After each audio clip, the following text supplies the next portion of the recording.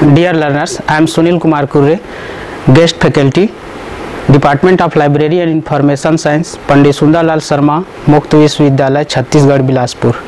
आज हम पुस्तकालय विज्ञान के कोलन क्लासिफिकेशन प्रैक्टिस का 5 फंडामेंटल कैटेगरी के बारे में चर्चा करेंगे। तो इसमें हम सबसे पहले देखते हैं कि टाइम जो होता है उसमें हम हमारे टाइटल में जब भी कोई ईयर आता है जो कि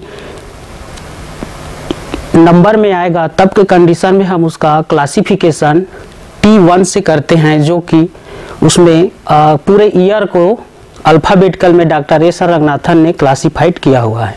T2 जो होता है वो हमारा फीचर टाइम को इंडिकेट करता है। इसमें हम summer, winters, snowfalls, day, night, इन सब चीज़ों का हम नंबर बनाते हैं और इस जितने भी पार्ट है वो हमारा आइसोलेट कहलाता है। हम स्पेस में आते हैं तो स्पेस हमारा जियोग्राफिकल लोकेशन होता है जो कि कहीं न कहीं कोई भौगोलिक क्षेत्र को इंडिकेट करता है, जैसे कोई कंट्री का नाम, देश का नाम, शहर का नाम, गांव का नाम। और एक होता है हमारा स्पेस 2। स्पेस 2 में हम डिजर्ट्स, वैली, रिवर, माउंटेन को इंडिकेट करते हैं जब हमारे टाइटल में वो आता है तब के कंडीशन में, और इसको हम डॉट से इंडिकेट करते हैं।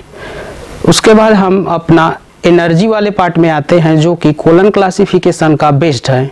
इसमें एनर्जी जो होता है वह एक्शन, रिएक्शन, प्रॉब्लम सॉल्यूशंस के बारे में अगर हमारे टाइटल में जब भी ऐसा वर्ड आएगा तब के कंडीशन में हम उसको एनर्जी वाले में कोलन के साइन से इंडिकेट करते हैं।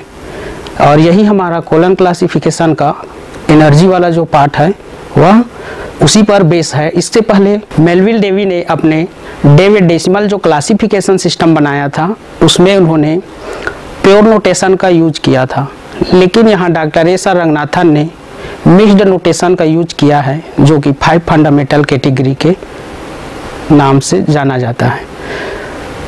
इसके बाद हम मीटर देखते हैं। तो मीटर क्या होता है, हमारे टाइटल में जब भी कोई रॉ मटेरियल आएगा या उसका पदार्थ सामग्री के रूप में यूज होगा तो वो हमारा मीटर कहलाता है।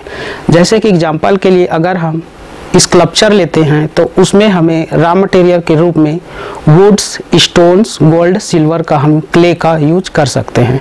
तो ये सभी रॉ मटेरियल ही हमारा क्या होता है, मीटर होता है, जिसको हम सेमीकोलन के साइन के द्वारा इंडिकेट करते हैं। अब इसमें छूटता है हमारा पर्सनालिटी। तो इसमें सबसे आसान जो है वह हमारा टाइम होता है। टाइम को आइडेंटिफाई करना बहुत आसान है। थोड़ा सा उससे कठिन हमारा स्पेस है, उससे और कठिन एनर्जी है, और उससे थोड़ा सा और कठिन हमारा मैटर है। और लास्ट में जो छूटता है वह है पर्सनालिटी।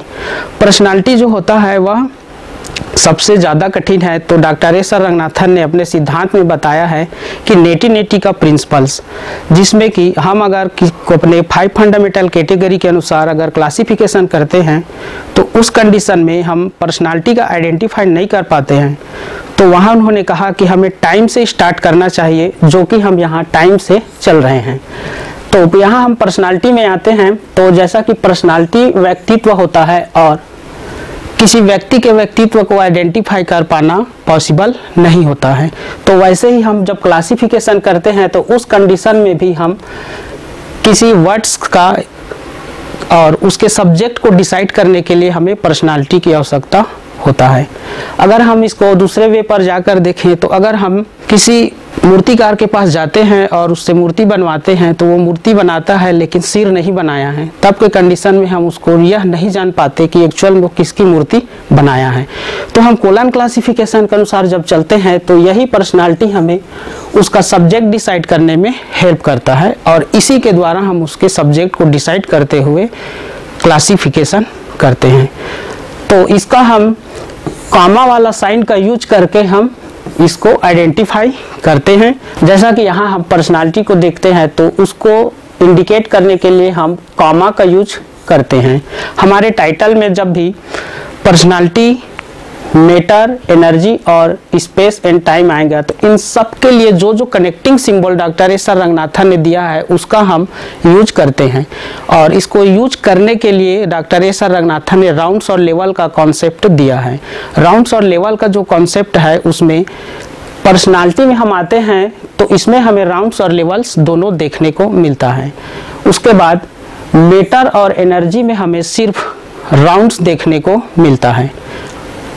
स्पेस और टाइम का हमारे पास राउंड्स नहीं है, इसका हमें लेवल देखने को मिलता है। इसको हम आगे डिस्कशन करेंगे। आइए हम देखते हैं हम 5 फंडामेंटल कैटेगरी में राउंड्स एंड लेवल्स। तो सबसे पहले देखते हैं हम राउंड्स।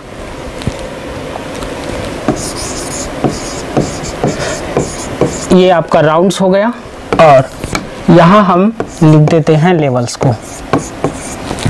तो सबसे पहले देखेंगे हम राउंड्स। राउंड्स में क्या क्या में राउंड्स पाया गया है।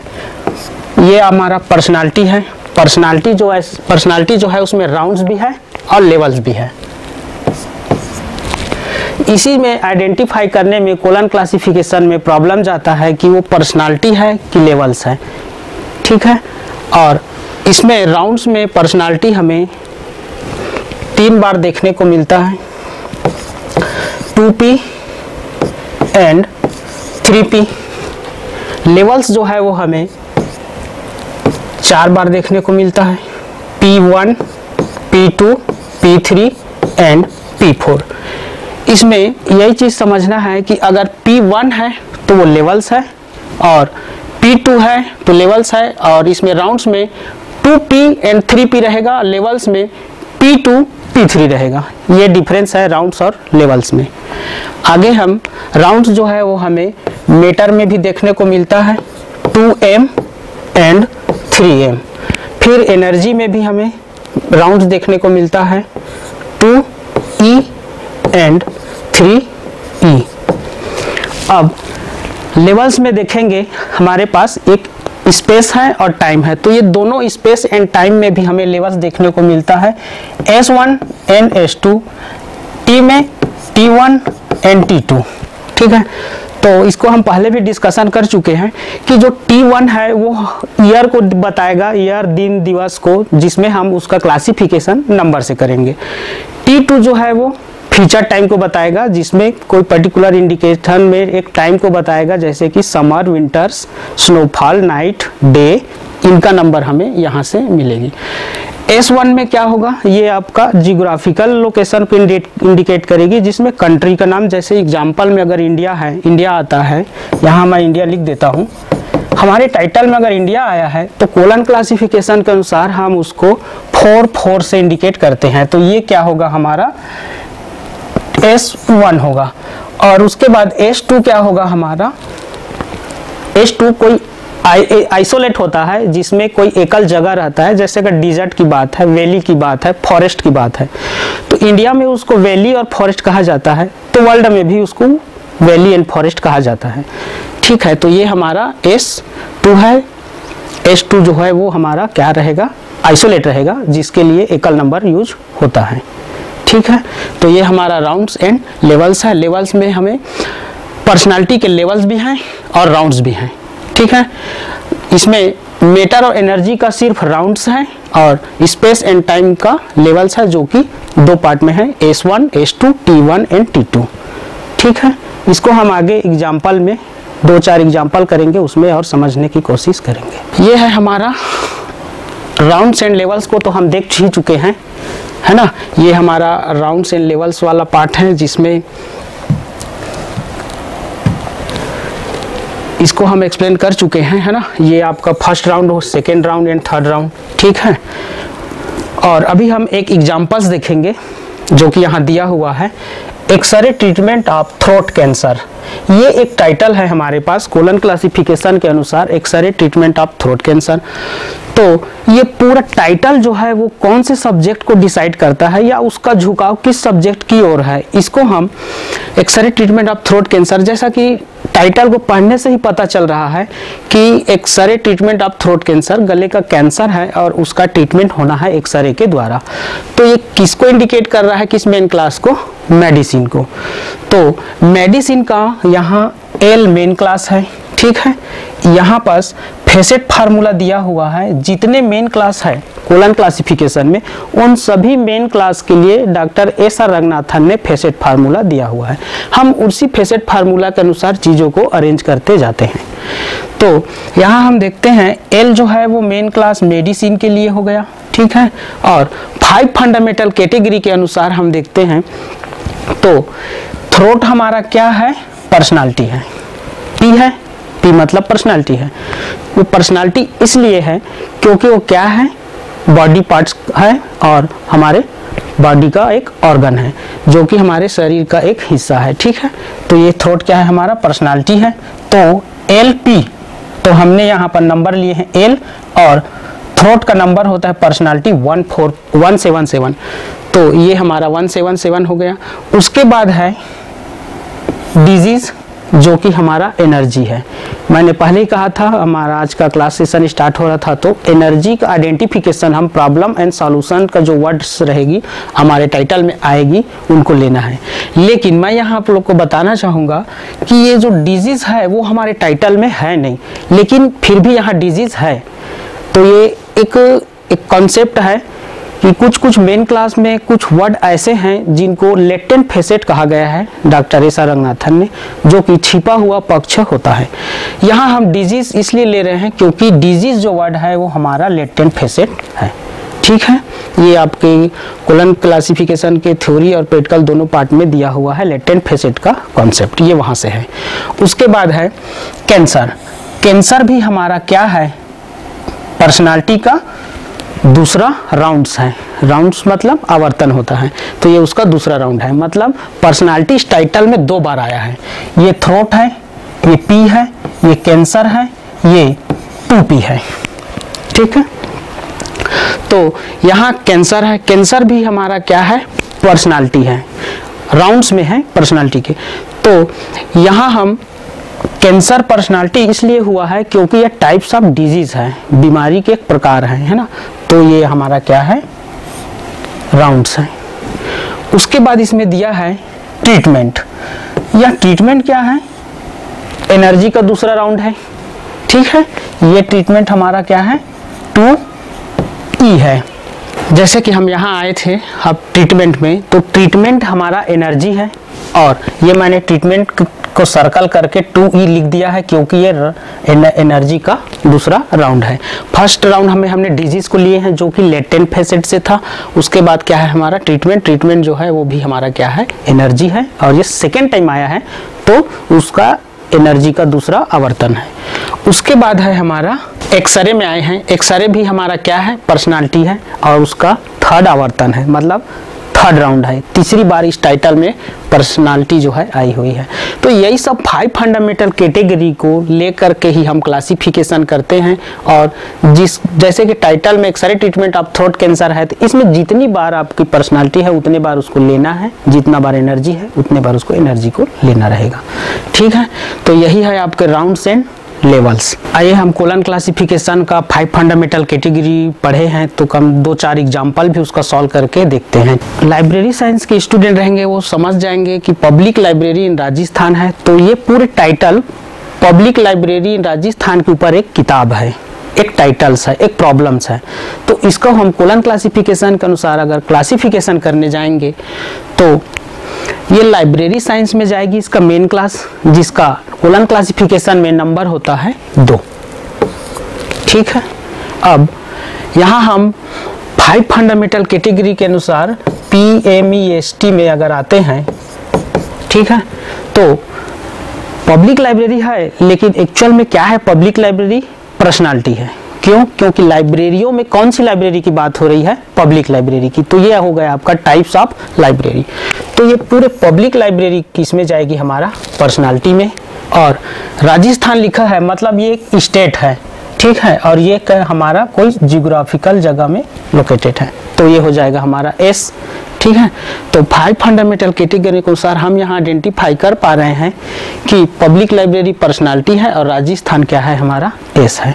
कोलन क्लासिफिकेशन में हम पब्लिक लाइब्रेरी को पर्सनालिटी माने हैं, तो कोलन क्लासिफिकेशन में भी पब्लिक लाइब्रेरी हमारा पोसाई इन P में रहेगी, ठीक है, जिसका नंबर होता है 2, ठीक है।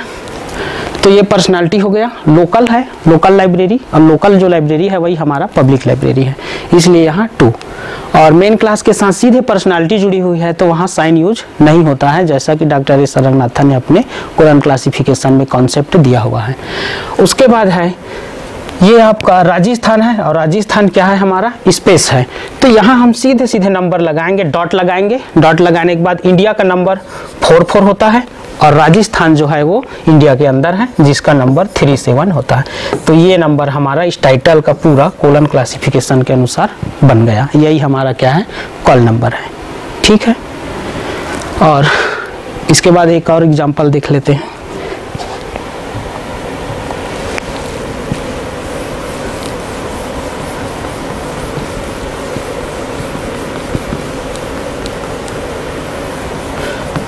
एक एग्जाम्पल और देखते हैं।